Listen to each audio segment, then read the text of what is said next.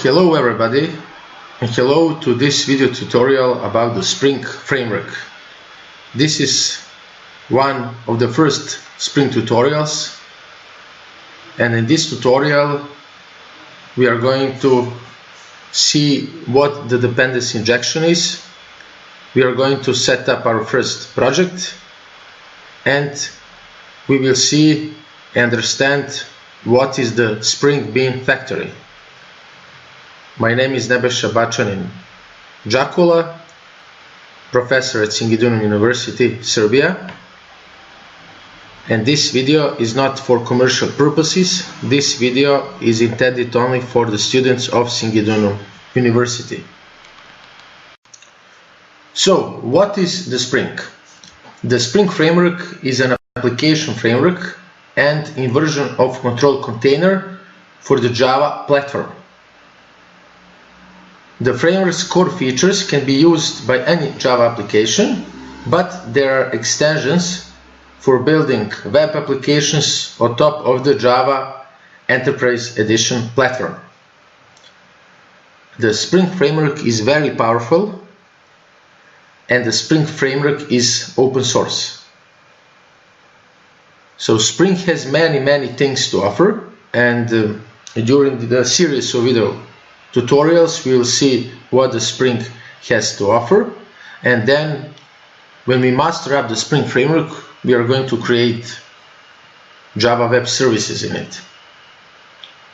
But first things first, one of the most important things about the Spring is dependency injection, and in order to understand and to use the Spring we must understand the dependency injection. So in next few minutes we are going to take a look and to try to understand what dependency injection is on, let me say, application examples. So let's start. So in this example I'm going to use Eclipse IDE, integrated development environment for Java applications. So first I'm going to open this IDE. It's Eclipse Java Photo that I'm using, but you may use whatever IDE you like, you're familiar with, so it really doesn't matter. So this is my workspace.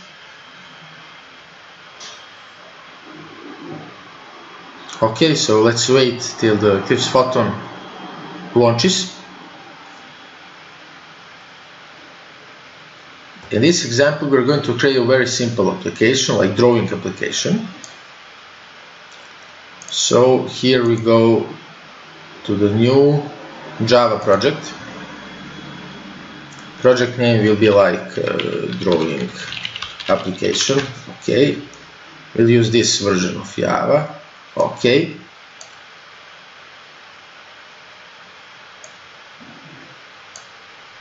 Okay, so basically in this workspace we created a very simple application. So first we are going to create, so click here on the source.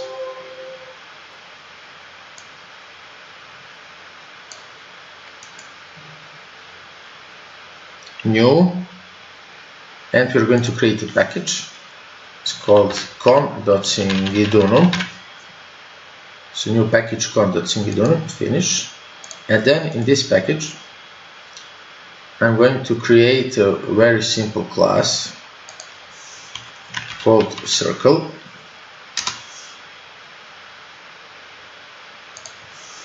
This class has only one method called draw. So public void draw. This method takes no parameters, and this method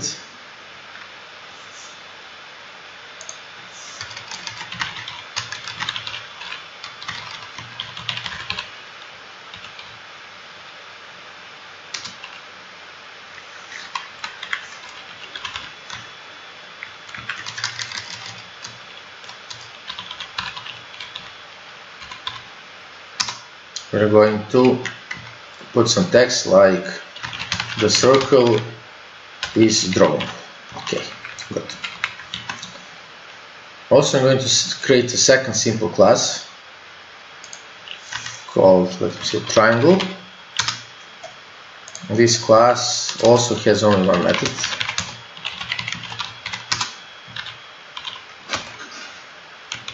It has very simple text. Triangle is drawn. Okay. So I have only two classes. And then I'm going to create a third class called application class. This is our main class that will have the main method. So I check this public static void main and hit finish. So for example, in this class we want to create instances of circle and triangle classes. So like triangle equals new triangle dot draw, and I want to create circle plus circle equals new circle, so circle dot draw. So what happens now? So I'm going to run this code. Obviously it will generate this result. So what happens here? Here we have application class that is our main class with static void main method, and we have circle and triangle classes. In this example, this application class is firmly tied to the specific objects. So this application class is firmly tied or connected to triangle and circle objects, which is not good. Now we want to create the code that is not so connected. We want to create so-called lossily coupled code. So we want to make this, let me say, less firmly. Okay, so less firmly. So what can we do now? So one more thing, please. So this class, application class, depends on triangle and circle objects.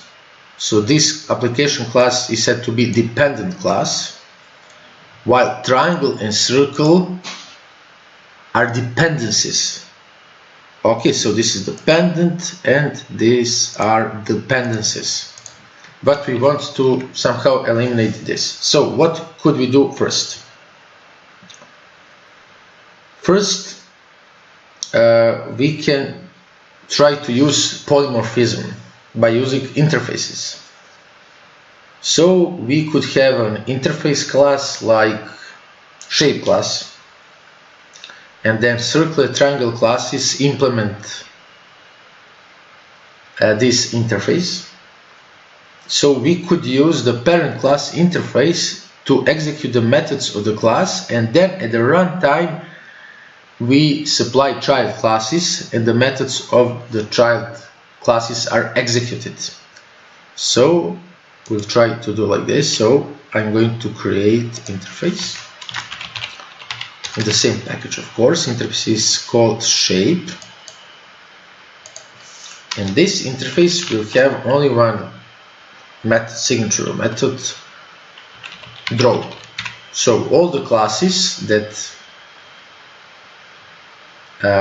implement this interface must create a body for this method. So I'm going to circle, I'm going to say like implements shape, and this is the draw method, that is which body is created in this circle. And then I'm going to go to triangle class, say triangle implements shape, and here is our draw method. So you're familiar with interfaces, so I'm not going to lose minutes on it. So what have we done now? Now if we go to our application class, we can say something like this: shape for example equals new new triangle, and we can say like shape dot draw. Then we can say shape like shape 1 equals new circle. Okay, shape 1 dot draw. So if we execute this code, we will get the exact same results as in previous example. So this is example of polymorphism. So we created interface, and then at the runtime we pass these child objects. So the idea behind this is that we do not know which object we have at the beginning, so we call shape draw. This object can be circle in this example or triangle. This is a very simple implementation of polymorphism. Okay, so now in this way we pass to application class like this shape object. We can be either triangle or circle, but this class is still, tied to this. So what can we do next? Next, we can go a step further. So we can create here like public static void method, like my draw method, which takes one argument of type shape, and then we can just put like shape dot draw. So here, what would we have here? We would have here like shape equals new triangle, and then we could have like my draw method, and we just put shape. So we just put any object of a class that implements this interface shape. And okay, triangle is drawn as expected. So what have we done here? We have eliminated the dependency of the circle and triangle, but still, you see in this code, someone has to pass the object with this draw method. So here we eliminated this dependency, so this application class doesn't depend on circle triangle, but someone still has to pass an object with the draw method. So who passed the object? This class. You see here we have a shape object equals new triangle, and then we passed this shape to this method. So we eliminated, so we, let me say, just decreased this dependency, but still dependency exists. So now we can go a step further. We can take this dependency outside the class. So the class will not know about this dependency, and some other class will provide this dependency for us. Okay, so what can we do to accomplish this? We can do, for example, something like this. We create a new class. This class is drawing class. Okay. And in this drawing class, we have like private shape. Then we have set public, set shape.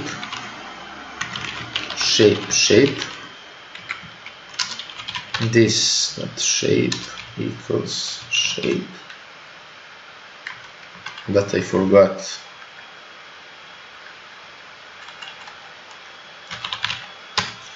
Okay.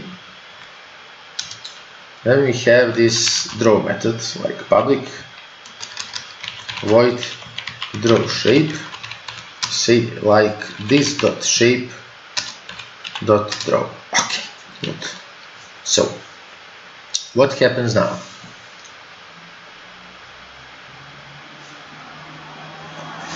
In this example, look at this drawing class. This drawing class will not instantiate this shape. So it will not create this object. This drawing class assumes that someone else will provide this to it. So this shape is still dependency for this drawing class, but drawing class itself will not instantiate this shape in this example. So someone else will do this for this class. So now we go to this different class, like application class. What can we do here? Okay, I'm going to comment this because we don't need this. And so in this application class we have like drawing equals new drawing. So we just create object of this class drawing. And then we have upstairs, we have shape. For example, triangle equals new triangle. So, and then we have drawing dot set shape, it's triangle. And then we have like drawing dot draw shape. Let's start this code. Triangle is drawn. Excellent. So what have we done here? In this example, we have removed this dependency from the drawing class. So we have a drawing class, and this is dependency. Okay, but in this drawing class, this dependency is not instantiated. Instead of it, we have some other class that instantiates this dependency and sets this dependency for this drawing class object. This is called dependency injection. Why? Because this application class injects the dependency, which is this object, into the drawing object of the drawing class. So one more time, this is dependency injection. So we have triangle, which is dependency of this drawing class, in this example drawing object, but in this drawing class we do not instantiate the dependency. Instead of this, we have some other class like this application class that instantiates this dependency and injects it into the drawing object using this code. So this is called dependency injection. More precisely, in this case, we'll see the next examples more detail, but in this example we inject dependency by using the set method. It's called setter injection, but we'll see in the next videos more details about this. So we have a different class that has a triangle, and this different class will pass concrete objects. So the whole idea behind this is that we do not have to modify the drawing class, we just have to pass the shape circle or triangle. So if something has to be changed, we perform no changes in this drawing class, we perform changes outside this drawing class. So the whole idea is that we remove the dependency from the drawing class. So we don't have to modify the drawing class if something else changes. And like we have here also that the dependency of this drawing class, which is triangle, in this example circle, this dependency is not owned by the drawing class. So this dependency of the drawing class is injected by something else, in this example by a completely different class. So this dependency is not hard-coded in the drawing class. Instead of it, we inject this dependency, this example circle or triangle, into drawing class by something else. And in this example, this is different class outside this method. So we'll see next, but Spring makes this dependency injection happen very easy and makes it very easy to code. In Spring, we do not have to create a different class that will inject this dependency into this drawing class. In the Spring, we just configure Spring to inject dependencies into the right objects, and that's it. But we are going to use and see this in the next tutorials. So I hope that you captured the basics of dependency injection. So in this example, the drawing class is called dependent, and this triangle and circle are called dependencies. And then we have that we instantiate these dependencies outside the drawing class, and then we inject these dependencies into the drawing class object by some other class using this setter. So it's setter dependency injection. Okay. So that's it about dependency injection. We'll learn about it in next tutorials. But now let's set up the environment for the Spring and to see how it is performed. So now we are going to set up the development environment for Spring Framework. We are going to use Eclipse. So there are some things on the web called Spring initializers. So we just have to go to the web, we have to define our project name, to specify a few things, and to download the zip file, which is our project with everything set up. But in order to completely understand the Spring Framework, we'll do everything from the scratch. So in this example, we are going to implement some jars that are needed for Spring. So I'm going here and I'm going to create a new project, new Java project. I'll call this Spring Demo. And now in this, let me say, start example, we're going just to add Spring jars. So what should we do now? We can download the Spring Framework jars from the springsource.org. Then we can find jars and download it, and that's it. But here I have the link that is completely valid. It's repository. We go here to repo.spring.io/release/org/spring framework/spring. And here is a repository of many Spring versions. So this is 5.1.2 release, it's the newest version. So just download this. We go here and download this release distribution.zip. Okay, download this. Okay, I'm going to cancel because I've already downloaded it, and here it is, Spring Framework. I've downloaded 5.1.1 release dist. This is my zip archive. I just extracted this archive, and that's it.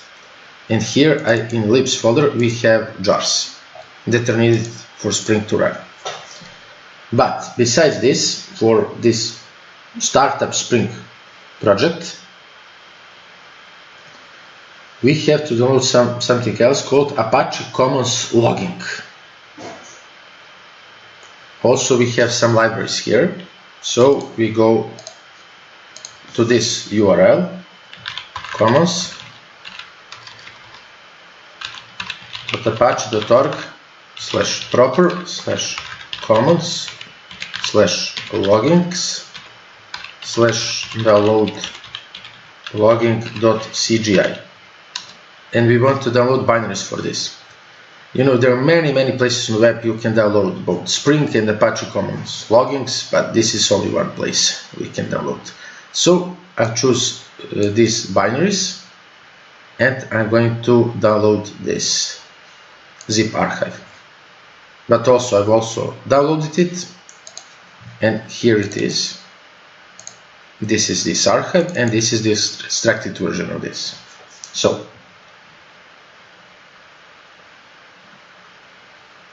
So now we have to add Spring libraries, these jar files, to our project. So I'm going to right click here on this project, go to properties, in the Java, Eclipse. In some other environments it's similar, really similar. So we go here to code build path. I choose these libraries, okay, code build path libraries, and I'm going to click here, add external jars. It's on my desktop, Spring Framework. Here we go to Eclipse, and I'm going simply to select all these libraries. Okay, and then again I'm going to click on this, add external Spring jars. Here I have Apache Commons loggings. I go to my extracted folder, and I'm going to add those two jars. And I click apply and close, and that's it. So in Spring Demo project we've added all necessary Spring jars, and now we can run our application. But this is for the next tutorial.